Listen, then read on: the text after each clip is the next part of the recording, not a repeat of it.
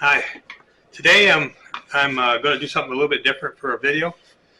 Uh, this is coming up on my 1-year anniversary of my last radiation treatment for prostate cancer. So it's a good thing to celebrate a year later, and I want to go through what I went through, so that others can learn from that. That's my main goal here. So I'm going to start out with where this all began.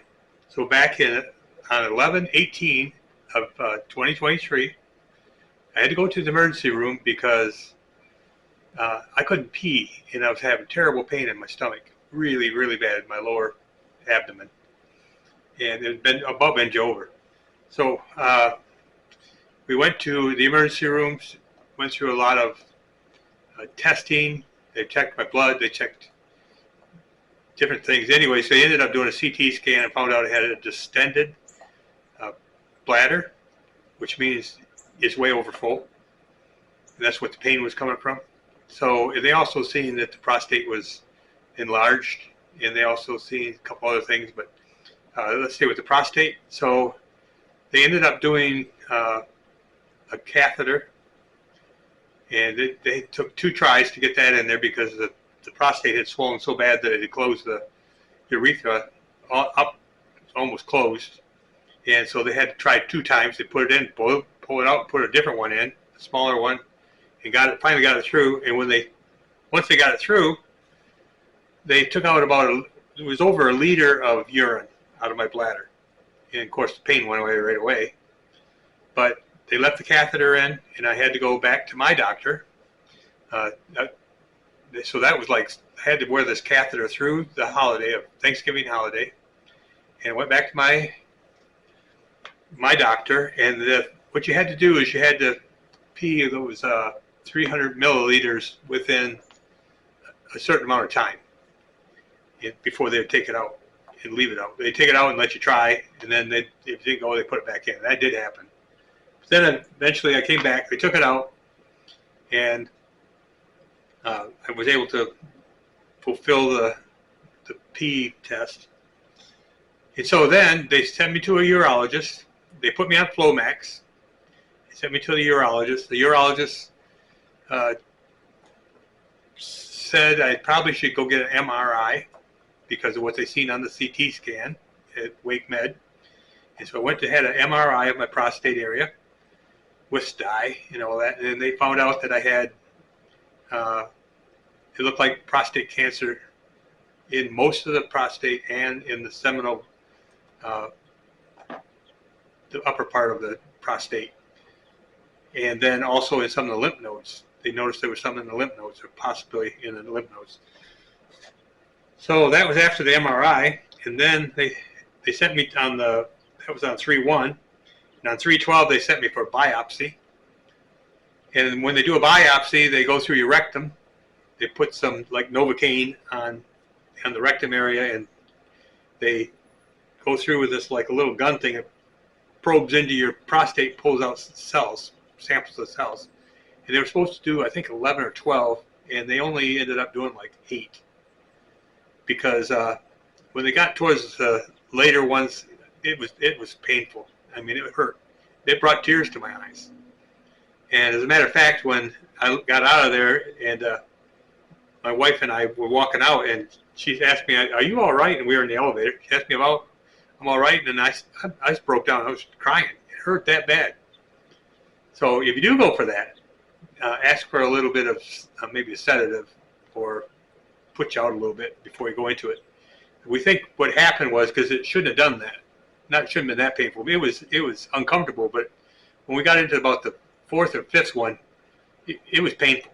I mean, it was the most pain I ever felt. But we think the Novocaine type stuff for deadening it, because of the inflammation that was around the rectum, and of course in the prostate area, that it didn't take, and so that caused a lot of pain. Anyways, from there, I went back to the urologist. That's when they told me I had prostate cancer. It came up, the biopsy proved that I had prostate cancer. And they use a what they call a Gleason score. So they take the samples and they take the highest and the lowest. Excuse me, I get a dry throat with doing this.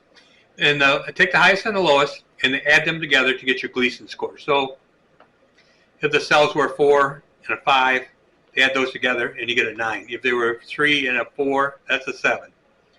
And the Gleason score goes up to 10. So I was a 9. And then they grade the cells by the way they look, and that's what the Gleason score is doing. Is so if you got smaller cells, they could be a 1 or a 3, and then they go up to large cells, which is 5, and that's more aggressive. The larger cells are more aggressive. So if you have 3 or lower, it's slow growing, and you actually could probably outlive that cancer. They won't do anything if you're depending on your age, but they won't do anything because it's very slow growing, and you'll probably die of old age or a heart attack before that ever gets you. But grade 9 or Gleason score of 9 with a grade 5 is very aggressive.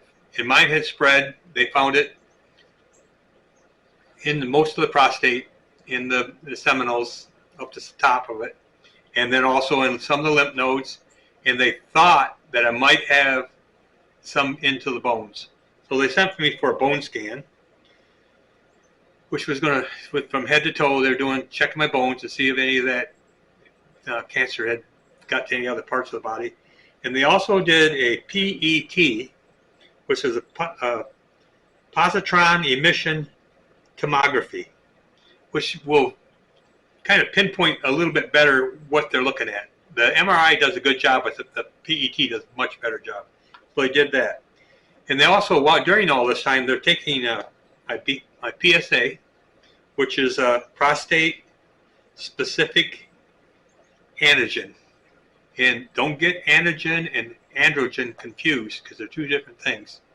And I'll explain that here in a second. But my PSA was 14.06, and normal is 0 to 4. And my testosterone level at that time was 586. Now those numbers are important, because the normal for that is 188 to 684.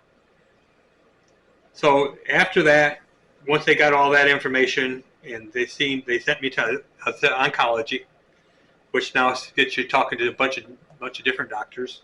You're no longer talking to a urologist. You're talking to prostate cancer people, and the choices that. So when you go there to talk to them, they've already looked at all your data, and they're looking at what's going to be the best treatment. So they want you to talk to the surgeon, which is prostate removal, the radiologist, and also the medicine people, the pharmacists.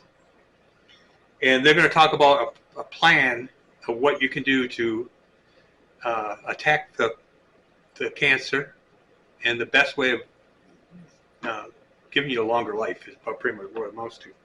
So between the doctors, we kind of ruled out the removing the prostate. A lot of men will want to jump right into get the prostate out. I don't want it in me. I want it out of there and get it over with. And that may not be the best answer. And that's what you have to weigh with your doctors. And what they suggested was, let's not go with that, because if I do the surgical removal of the prostate, I'm probably going to have to do radiation anyways. So let's try the radiation and the androgen. So this is what I was telling you. There's antigen, and I'm going to go with androgen deprivation therapy. Androgen deprivation therapy. And this is where I want you to know the two differences. The antigens is the cells, the outer part of the cells are changing, the DNA part of it is changing, and the body sees that as a foreign object and attacks it. Those are the cancer cells. The body's attacking the antigens. So that is more your body's system for protecting you. It's going after it. The androgen depletion or deprivation, what it's doing is going after the hormones, because prostate cancer lives on testosterone. So the more testosterone you got, of course, the more fuel for the cancer, and that's why it makes it grow faster. And so what they did is they put me on this stuff called abiraterone and leuprolide. The leuprolide is a shot that goes in your stomach, in the muscles of your stomach, and it slowly releases into your body, and it actually, what it's doing is removing the testosterone that's coming from your testicles. The abiraterone, which is going after all the rest of the testosterone your body's making, because that's not made just in testicles, it's made everywhere else too, little bits of it, and it's also stored. They got to get rid of all that. So that's what they did. They put me on that. You have to be on that 3 months before you can do radiation. And so after just a few months, and they're doing my blood test every 2 weeks. I have to go in for testing. My testosterone went to below 1. It was like 0.04. They call that non-measurable. And my PSA also went down below 1. So right now, I have no testosterone, and my PSA is below 1. So they're saying that there's nothing going on with prostate cancer. It's kind of stopped. And then you go in, what that does is it helps shrink the prostate a little bit and stops the growth of the prostate cancer. And then they radiate you. So before you go in for radiation, you got to go in, and they set you on a machine that's a lot like the one where they do the radiation. And you're laying down in the position you'll be in. It's like a trial run. And they put this laser across you. You have to lower your pants, and they got you covered up, but you lower your pants, and they put a blue dot on each hip, and then your lower stomach, your abdomen. That's going to help line up the bladder. That's what they're going to line up when you go in to get your radiation treatments, the bladder. Because the bladder, or the prostate is right below the bladder. And so that's what they do. So once you get that done, then they schedule you for, I had 28 treatments every day except for Saturday and Sunday. And you go in the morning. I had to be there at, I think my appointment was like 8 o'clock every day. You go in there, and before you go in, you have to understand that the bladder is what they're lining up, and the water in the bladder, it's bright. It makes it glow, and if they can line that up, then the prostate's right below it, and it lines everything else up that you want to treat. So when you go in there, I was drinking between 8 to 12 ounces of water before I went in, just before I went in. And by the time I got back there, that water had got into my bladder, and it's pretty much the same size every day. That helps them when they're getting ready to set you up in the machine, and you put your hands up over your head, kind of like this. You hold on to the 2 handles. They got a strap around your feet to keep your legs from moving. And then you've got your pants dropped down, and they got you under a sheet. But they lower it down so they can look at those blue dots, those tattoos. And they got a laser just like when they put it on. They line that all up. They get that lined up. And then, as you got your hands above your head, and it got you covered with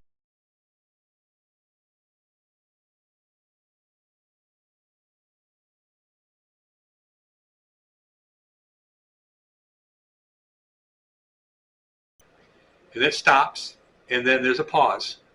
And what that pause is they're looking at the CT scan, and they may move the table. The table that you're on actually can move forward or left or right, and they move it and line up the bladder. And once that's done, then they start the radiation. And it goes, if I remember right, it goes right, all the way around, kind of slow, goes all the way around, comes back to the top, stops, then it goes all the way around the left, comes back to the top and stopped. Then it went all the way around to the right again, and came back to the top and stopped. And then they're done. And you don't move yet until they come out. And they'll come out, and then they'll say, okay, we're done. And you can lower your hands and pull your pants back up and get you off the table and come back the next day. All right, that all works fine. When you get out of the, when you walk out of that room, you're not feeling bad, and it doesn't hurt, doesn't burn, nothing happens there. I would always go into the bathroom, of course, to get rid of the water in my bladder because you got a lot of swelling going on. Matter of fact, when I tried to explain to people how this felt, prostate cancer doesn't give you any indication that it's coming on. I was healthy. I've had a little bit of cholesterol problem and a little bit of elevated blood pressure. That's normal. People, that's just what I was on some medication for that. But other than that, I'm healthy. Never had a broken bone. Didn't smoke. Wasn't drinking guy. I was healthy, and I was still working. In fact, I had to quit work once I got this because it wasn't going to work out anymore. But so what happens when you go get down there, you go to the bathroom, and then you're heading home. If your home is more than 20 minutes away, you better plan on stopping at a bathroom because you're probably going to have diarrhea. Because the radiation is radiating everything. I mean, they're focused on the cancer cells, but it's got to pass through different parts of your body. So it's one of the reasons they change it every time you go. They're coming from a different angle, so you don't pass through the same tissue all the time, and mainly focusing on the prostate. But it's got to pass through all that soft tissue, the muscle, the bones, your rectum, your other parts of your body that are right there in that area. They're going to get some radiation, and you're going to feel the effects of that. Now, like I said, it's not painful, but the after, it's miserable, and you're going to be tired. Just this whole thing, you're going to be tired all the time. You don't have the drive anymore. You don't have any testosterone, so that's where you get your drive, and that's gone. So you can sit home and vegetate and put on a lot of weight, or you can keep yourself busy and keep your mind on other things, because this is 28 sessions that I had to go through, and some people can go longer than that, depends how bad it is. So luckily mine wasn't to the point where they had to do chemotherapy either. Chemotherapy is a whole other animal. When it gets into the bones, you're into chemotherapy, and everybody knows about cancer and chemotherapy. It's probably one of the worst things that somebody could have to go through, because it affects the whole body. So anyways, I got that. I go through the 28 days, going there every day. It's eye opener.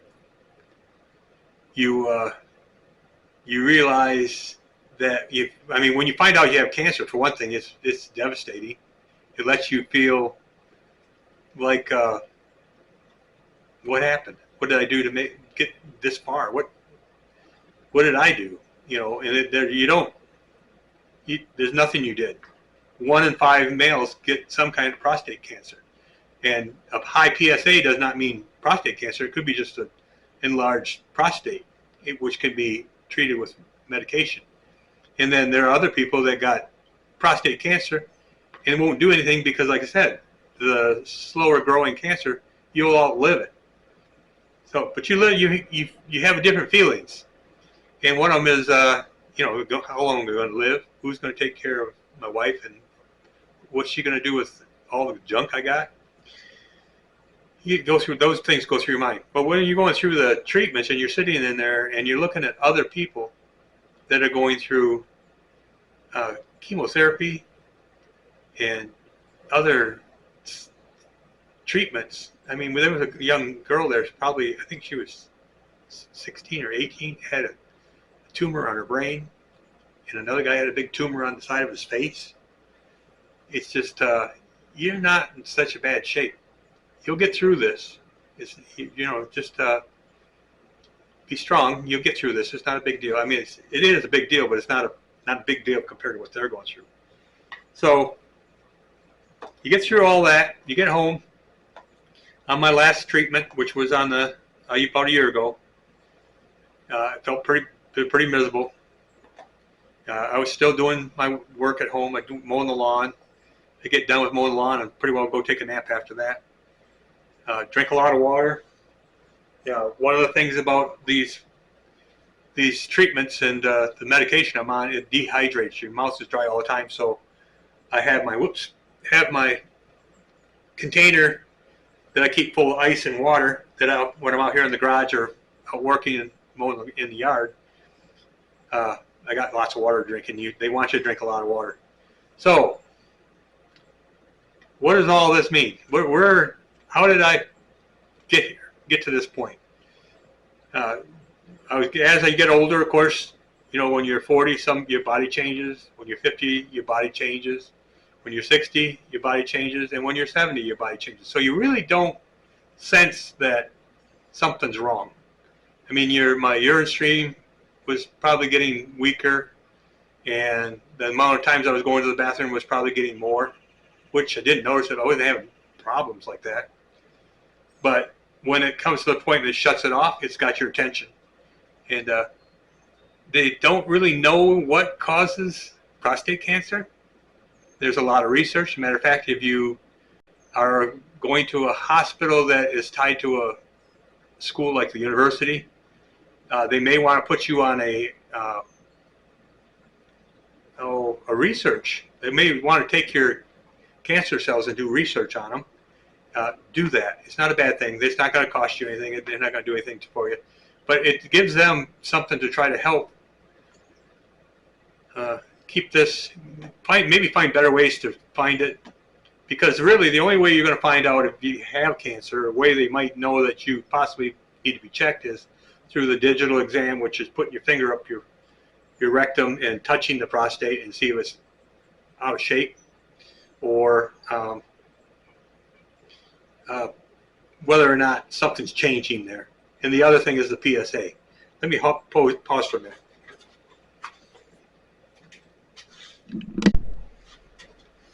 Okay, I'm back. I wanted to, so when they talk to you about the size of your prostate, they tell you that you know, a healthy prostate is about the size of a walnut. And I didn't have a walnut, but I did have a golf ball, which is pretty close to the size of a walnut. And I was looking for something, because I got all the pictures, bone scans. I got more pictures of the inside of me than I got of the outside of me. Anyway, so they told me, I got the dimensions of what my prostate was. And so here's the golf ball, what is healthy and normal. And then this would be about the size of what my prostate was. You can see there's a big difference there. And that's why that swelled up. And it felt to me, so, okay, I was having urine problems, or urinating problems, getting up many times during the night. But I was thinking it was age. But what really, after I got the catheter in there and I started noticing that sitting on for a long time was pretty rough, kind of hard. It was like sitting on a golf ball, or like I always said, it was like sitting on a pipe. So if you ever sat like on a railing pipe, you don't stay there very long. If you're straddling it, you won't stay there very long. That's what it felt like. It was painful. You're always going from left cheek to right cheek, trying to be comfortable. And that was the swollen prostate. I'm trying to help you out if you go through any of this stuff, to go see the doctor. You don't want to wait. Talk to your doctor when you go to him. And if you're not having an annual checkup, I was having annual checkups. They never seen anything going wrong. One thing that did pop up was a year before I had the emergency room, I had hives for no reason. We could never figure out what caused my hives. And my tongue swelled up, and a couple of times my lips swelled up, and around my eyes and cheeks, and I'd have rash, hives all around under my arms, across my chest. And I was taking 4 Claritin, and I had EpiPen. That's what they give myself a shot, because when your tongue swells up, you're in a lot of trouble. But they never could pinpoint what was causing it. And I'm thinking now that possibly a year before the incident where I had to go get the catheter put in, that may have been a sign that I was having a problem. I've talked to my allergist, and she kind of agrees, but don't know. There's nothing to show that. Well, all we're doing right now is most of that has gone away. I haven't used the EpiPen in forever, and I'm taking one Claritin. If a hive pops up, I take one Claritin, it's gone, and it's usually the hive is just really small. So it's kind of fading away, kind of along with the treatment of cancer. That kind of went away too. So we'll keep an eye on that. So where am I? I'm now a year into it. I'm taking the androdiphyn. That's not right. Adderall. I'm talking about blood pressure. Adderall. I have to take that 2 hours before you eat, or 2 hours after you eat, and 1 hour before you eat. So I tried that during the daytime. That wasn't working out. And so what I ended up doing is, because I have to get up to go to the bathroom in the middle of the night, usually I wake up at 1:30, and then the next time I wake up is between 2 and 4, usually right around 3:30. That's when I take my pills, along with I take a probiotic to help my stomach, my digestive system, and take those 4 pills. And then when I wake up, I have to also take prednisone, which counteracts some of the side effects of the Adderall. And it's a new lifestyle. You just have to do it. And so I'm taking quite a few pills. I take pills before I go to bed for my blood pressure and my cholesterol. And then in the middle of the night, I'm taking pills for prostate cancer, and then in the morning I take some to counteract that, and then my vitamins. And you also got to take, or I have to, vitamin D and vitamin and calcium, because some of the side effects from taking all this, when you don't have any testosterone, you go through what is called menopause. Menopause is called menopause because it's a lot like what women go through, which is menopause. And you get hot flashes. You can have osteoporosis. Your bones are going to get brittle. And you can have heart problems. It'll start some issues there, and it can bring on dementia. And when they put me on Flomax to help so I could pee better, but way back before all the treatment started, before I even had the cancer, they put me on 2 Flomax, and they had to reduce it to 1 because Flomax makes you kind of tipsy, a little bit dizzy. So I was dizzy. I was about running into walls when I was walking. So I had to back it down to 1, but I'm still on Flomax. And what that does, it relaxes the bladder and the muscles around the prostate so that the urine will flow out easier. So all those things. So you got all those to deal with. And what they recommend is to combat osteoporosis, of course, is exercise. So I lift weights. I'm lifting 10-pound weights, arm weights and everything, arms and shoulders and back. And then I'm walking 2 miles every day in the morning to try to combat. And the walking has helped me feel more energetic, because that was one of the biggest problems, is you just feel dewless. And you can also get depressed, and you don't want to go there. You're going to get through this. It's not something that people haven't won. It's a good thing. And by the way, the prognosis that I had, the diagnosis I had, and it's exactly the same as what President Joe Biden had, except that mine did not metastasize to the bone. And why they didn't catch his earlier, I don't understand. That guy is getting checked out for everything, and they should have been checking him out for that. They should have found that a lot earlier. But that's beside the point. But what I'm trying to say is, nobody's outside this thing. 1 in 5 males get some kind of prostate cancer. There are a lot of males that will get enlarged prostate, but it's not cancerous. And especially after 50, your prostate really starts to enlarge. It may not get great big, but it'll get enlarged enough that it can affect you. And it may not be cancerous, but you need to be checked out. So don't wait. Don't wait for the for them to send you to oncology, or you end up peeing out blood or whatever else can happen.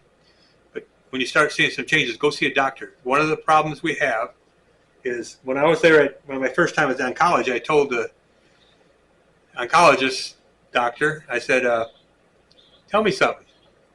This is UNC Hospitals, by the way. There's a children's hospital and there's a women's hospital, but there's no men's hospital. Why is that?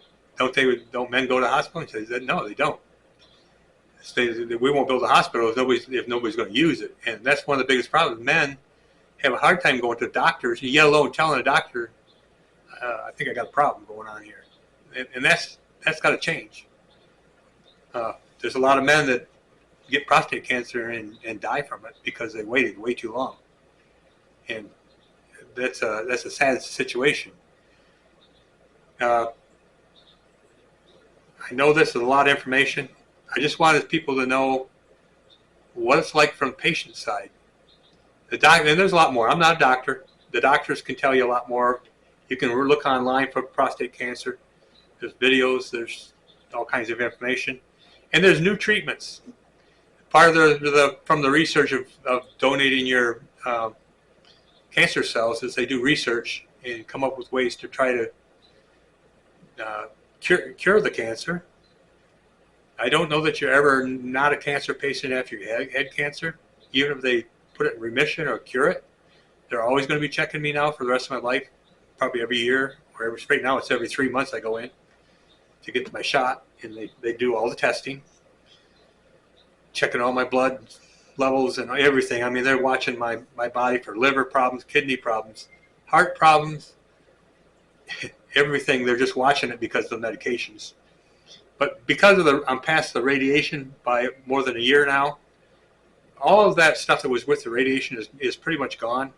My bowel movements are much regular, and my urine is much better. I probably still going about 12 times a day, but I'm not running to the bathroom because something bad is going to happen. Let me tell you a couple funny stories. So right after I had radiation, we were planning to go to my son's in Texas, from North Carolina to Texas, 14-hour drive. And I knew I was going to have some trouble, so I was planning. Anyways, we made it. I was stopping about every 2 hours. I'd have to stop and pee and whatever. And we got all the way to Texas, and when we stopped at the Texas rest area, the visitor center, man, I had a major explosion, and I messed my pants. Fecal matter, if you want to call it that, but it was spread everywhere, and I had to clean myself up. It was bad. That's what you got to watch out for. That's going to happen, and that was mainly from the radiation. And then on the way home, when you're traveling, you sense you got to pee. I mean, just like normal. You sense you got to pee. I can be out here in the garage and sense that, and I can be here for another hour later holding it. Well, I did that, and we were going to stop somewhere in Arkansas, I think it was, on the way back. And we decided we were going to go to McDonald's and get gas and go to McDonald's. So I pulled up to get gas, and my wife walked over to McDonald's. We were getting food because we were right next to each other.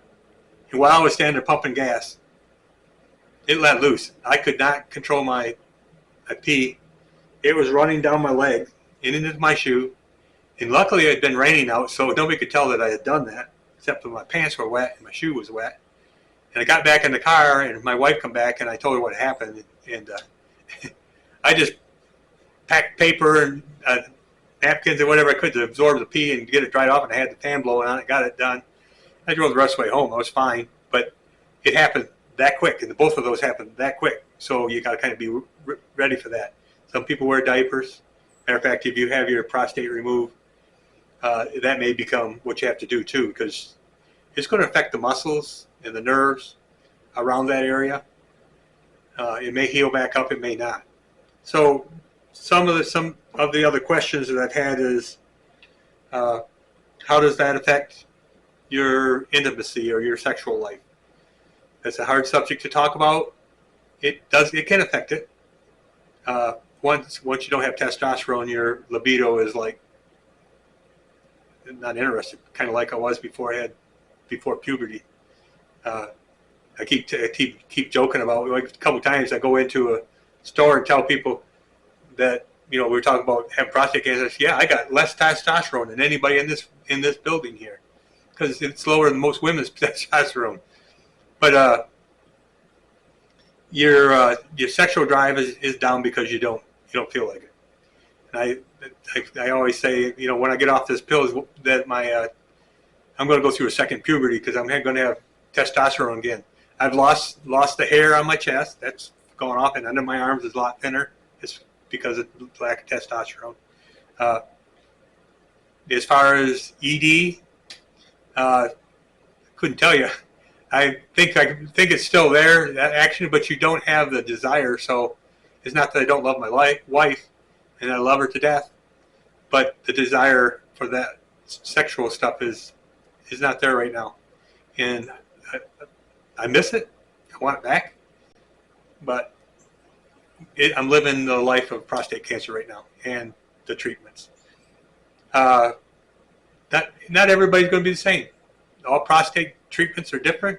All prostate cancer has to be assessed individually.